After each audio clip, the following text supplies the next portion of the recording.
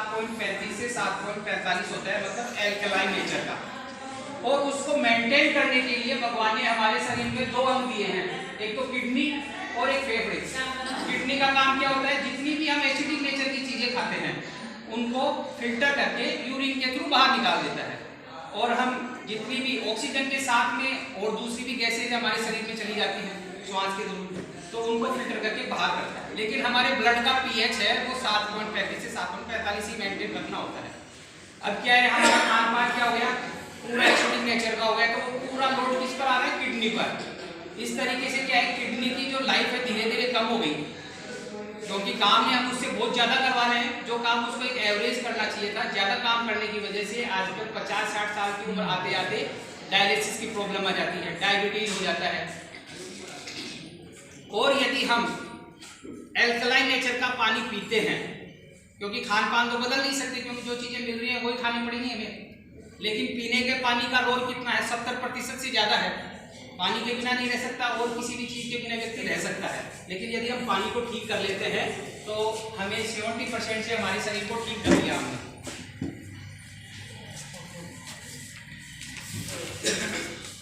ये है doctor Otto Heinrich वर्बर्ग, जिनको 1931 में नोबेल पुरस्कार मिला था। इन्होंने 1923 में ये खोजा था कि हमारे शरीर में कैंसर सेल्स कैसे डेवलप हो जाती हैं, ये कारण हो जाता, उसके लिए 1931 में इनको नोबेल पुरस्कार मिला था।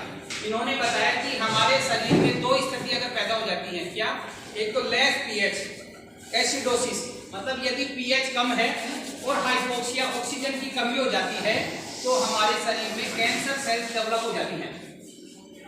जब कैंसर सेल्स पे रिसर्च किया गया तो पता चला कि कैंसरस टिश्यू आर एसिडिक, मतलब कैंसर की जो टिश्यू होती है उनका नेचर एसिडिक होता है, और हेल्दी टिश्यू होते हैं उनका नेचर होता है एल्कलाइन।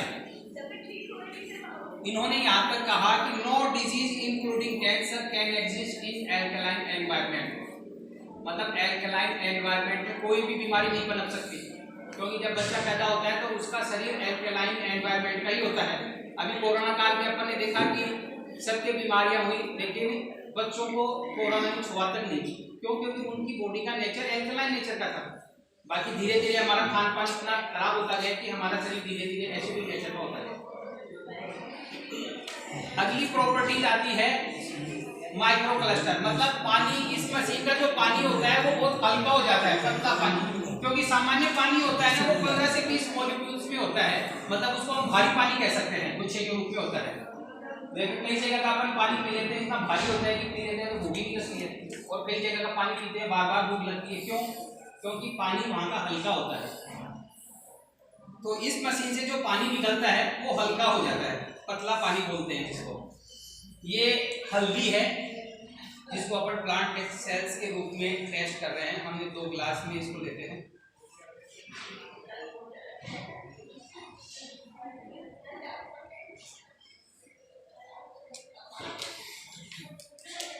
एक में अपन ने ये सामान्य पानी डाला,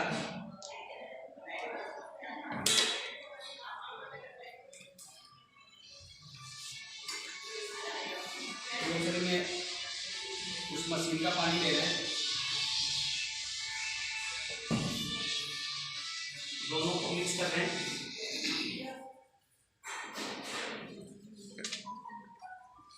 आपको दोनों के कलर में कुछ डिफरेंस दिखाई दे रहा होगा। ये पानी है जो उस मशीन का इतना पतला पानी है कि जो हल्दी के छोटे छोटे कण है उसके अंदर तक जाकर के उसकी जो एक्चुअल प्रॉपर्टीज है उसको बाहर लेके आ गया, मतलब जो कच्ची हल्दी होती है उसका कलर ऐसे होता है। और यहाँ ये भारी पानी होने की वजह से क्या हुआ कि उस हल्दी को मिक्स नहीं कर पाया, केवल उसके बाहर घूम करके रह गया, हल्दी की जो एक्चुअल प्रॉपर्टीज थी वो बाहर नहीं है। इसी तरीके से ये जो पतला पानी है हमारे शरीर में जाकर हमारी जो कोशिकाएं हैं उनके अंदर जितना भी गंदगी जमा है उसको बाहर कर देता है। पानी का जो मुख्य काम होता है ट्रांसपोर्टेशन का काम होता है, हम जो भी कुछ मिनरल्स वगैरह लेते हैं वो हमारी कोशिकाओं तक पहुंचाता है, और वहाँ कोशिकाओं में जितना भी वेस्ट इकट्ठा होता है उसको कलेक्ट करके किडनी तक छोड़ता है, किडनी फिल्टर करके बाहर कर देती है। लेकिन हम खा पी तो बहुत अच्छा रहे, लेकिन अच्छा पानी नहीं पीने की वजह से क्या होता है कि वो हमारी कोशिकाओं तक नहीं पहुंचता है, इसलिए हमारी बॉडी को वो सारी चीजें नहीं लगती है, मतलब न्यूट्रिशंस वगैरह हम खा भी रहे हैं ना तो हमारी कोशिकाओं तक नहीं ये हल्के पानी और भारी पानी का फर्क है। ये कुछ टेस्ट हैं, इसे सामान्य ब्लड का, सामान्य खून का टेस्ट है, और ये पानी पीने के 15 मिनट का बाद में टेस्ट है। जो ब्लड के अंदर WBC RBC होते हैं ना, वो एक्टिव हो गए तो हमारे बॉडी का जो इम्यून सिस्टम है वो स्ट्रॉन्ग हो जाता है, और इम्यून सिस्टम अगर स्ट्रॉन्ग हो जाता है तो हमारे सामने कोई भी बीमारी आती है तो हमारा शरीर खुद ही उससे लड़ाई कर लेता है। ये है डॉक्टर जिरोमी सिन्हा, ये चीफ ऑफ एंडोस्कोपी के चीफ हैं, और इन्होंने बुक लिखी है कि द माइक्रोफैक्टर। इस बुक में इस मशीन के बारे में लिखा है डॉक्टर्स ने। उन्होंने बताया है कि ये मशीन मैंने मेरे हॉस्पिटल में भी लगा रखी है, और मेरे पेशेंट जो आते हैं मैं उनको भी सलाह देता हूँ कि ये मशीन लगानी चाहिए। इस तरीके से जैसे इन्फ्लामेशन के केस, इन्फ्लामेशन में क्या होता है कि हमारे शरीर में ज़्यादा एसिड रिलीज होने से क्या करता है, हमारी आंतों को खाने लग जाता है, घाव हो जाते हैं, जैसे अल्सर हो जाता है, ज़्यादा एसिडिटी की प्रॉब्लम हो जाती है, गैस्ट्रिक प्रॉब्लम हो जाती है। लेकिन ये पानी पीने से ये तुरंत उसको खत्म कर देता है। ये 3 महीने के रिजल्ट हैं। कोलोनोस्कोपी, कॉन्स्टिपेशन जैसे कब्ज वगैरह होती है, ये पानी पीते हैं तो वो सारी चीज़ें दूर हो जाती हैं। कीमोथेरेपी, कीमोथेरेपी में क्या किया जाता है कि कैंसर सेल्स हो जाती है तो कीमोथेरेपी करके उन कोशिकाओं को जलाया जाता है। लेकिन ये पानी क्या करता है कि जो भी जली हुई कोशिकाएं हैं उनको हटा देता है, और हमारी बॉडी की ऑटोमेटिक हीलिंग सिस्टम होता है कि नई कोशिकाएं उनकी जगह ले लेती है, ये पानी हटा देता है। ये केवल 3 महीने के रिजल्ट्स हैं। ये कैंसर सेल्स का ही एक फोटो है, इसमें 3 महीने के डिफरेंस है। ये है रॉबर्ट जी राइट, ये डायरेक्टर है अमेरिकन एंटी कैंसर इंस्टीट्यूट के। इन्होंने बुक लिखी है कैंसर नॉट टोटल, क्योंकि हम जो कैंसर का इलाज कर रहे हैं ना, लोगों को मार ही रहे, इलाज नहीं कर रहे। तो इन्होंने अपनी बुक में कम से कम 50 पेज पर ये लिखा है कि ये जो पानी है कैंसर पेशेंट्स के लिए अमृत के समान है, और उनको ये पानी पीना चाहिए। अगले ये डॉक्टर है डॉक्टर कोरिना एलन।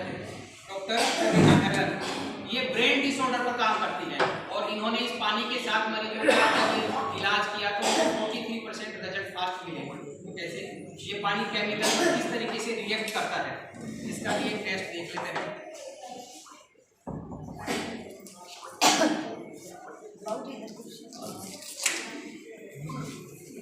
ये बेटाडीन है, घाव वगैरह पे लगाते हैं, ये हाईली एक्टिव होती है, घाव को सुखा देती है।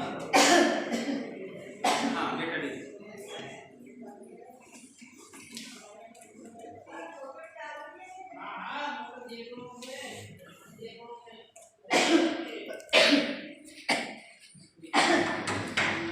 ये हमने जो इलाज के लिए है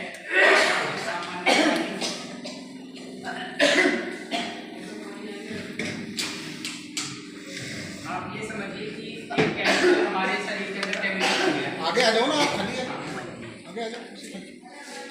जैसे महिलाओं में माइग्रेन की प्रॉब्लम ज़्यादा होती है, हाथ पैर में दर्द होता है, उसका कारण क्या होता है कि हमारे शरीर में कई तरह के केमिकल रिलीज होते रहते हैं, और वो केमिकल की वजह से ही हमारे शरीर में कई तरह की बीमारियां पनपती हैं। तो आप ये मानिए कि ये केमिकल है जो हमारी बॉडी में रिलीज हुआ। सामान्य पानी हम पीते हैं उससे कोई फर्क नहीं पड़ रहा, इसके लिए फिर हमारे को टैबलेट्स लेनी पड़ती हैं। ये लिंक्स टैबलेट है जो हमने कोरोना काल में शायद खाई होगी। इसके अंदर विटामिन सी होते हैं और एंटीऑक्सीडेंट से आते हैं दवाइयों के अंदर। तो ये क्या काम करती है दवाई हमारे शरीर में, जिसे हम दवाई देते हैं और जैसे जैसे केमिकल के साथ रिएक्शन करती है केमिकल को खत्म करता है। ये ले लो। केमिकल खत्म होता है, बीमारी ठीक हो जाती है। दवाई यही काम करती है हमारे शरीर में। ये कोई जादू नहीं है, ये केवल एक साइंस है कि दवाइयाँ हमारे शरीर में किस तरीके से काम करती हैं। लेकिन दवाई के कई साइड इफेक्ट्स होने लग जाते हैं। फिर दवाई ने उस केमिकल को खत्म कर दिया, बीमारी ठीक है, फिर दूसरे दिन फिर दवाई लो, ये चलता रहता है। दूसरी तरफ यदि हम ये पानी पीते हैं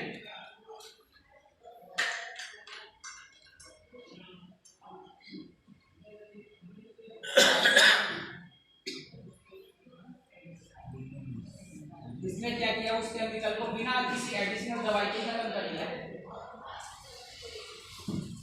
दूसरी तरफ हमारे को दवाई लेनी पड़ी, लेकिन दवाइयों के साइड इफेक्ट्स क्या है और इस पानी के कोई भी साइड इफेक्ट्स नहीं है।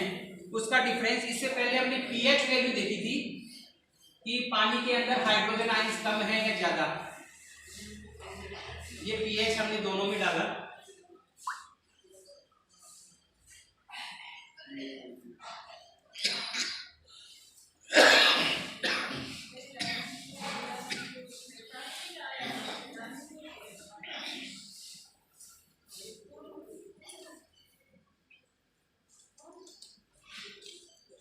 इससे वापस देख सकते हैं कि जो दवाई ने क्या क्या केमिकल को तो खत्म किया, लेकिन उसका नेचर क्या हो गया, एसिडिक नेचर।